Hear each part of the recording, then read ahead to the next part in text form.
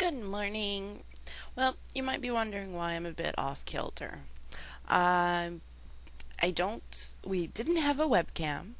I had a video camera, but I couldn't get it to work, so we found a webcam that was really old, and it has no base to it. So we have it sitting kind of on top of the monitor where the wire's holding it up. So it's just kind of, sort of off kilter. Um, just doing a little thing while I get ready for work. I'm drinking my morning shake. I just thought I'd give you kind of a little bit about myself. I have been working towards weight loss surgery since January of last year, and I went to a surgeon for consultation, and he thought I'd be a great candidate, but then we found out what insurance requirements were. Well, for my insurance requirements, I had to do a 6 month medically prescribed, wait, a 6 month medically supervised diet. Um, and with that, I ended up going to get tested for sleep apnea and just kind of a lot of other wonderful tests. Well, I actually at that time did not think that I would do it because who I was seeing as a primary care then said I'd have to go to a diet therapist. What is a diet therapist? I couldn't find one, especially not on my insurance plan. So I looked around, and like, I'll go back to my old PCP. I really liked her. So I went back to her, and she's like, well, I just got this brochure about this diet, so maybe we should do something like this. And I looked into it, and it was a diet. I'm not quite sure what the diet was, but it was based on a lot of herbal supplements, and I'm like, no, because I've tried herbal supplements for migraines and all of that, and it just made other complications in my body. So I went to my local hospital at Southwest Washington Medical Center, and they had this program that they were doing called Weight Loss for Life. It uses an HMR product, and I decided to give it a try. They have shakes, entrees, these little sugary bar things, and I thought it would be really good to try that. So I did. Well, almost every single one of their entrees are tomato based, and I broke out in hives. So I couldn't do their entrees. So that left me with their shakes. So for 7 months, I did shakes. Their term for cheating is out of the box. I went out of the box a lot because I couldn't live on shakes alone. But in that time, I still lost 65 pounds.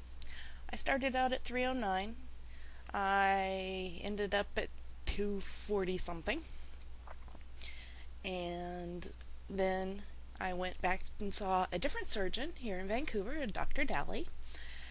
And so we started getting approval through my insurance. First, my PCP didn't send chart notes with the weights.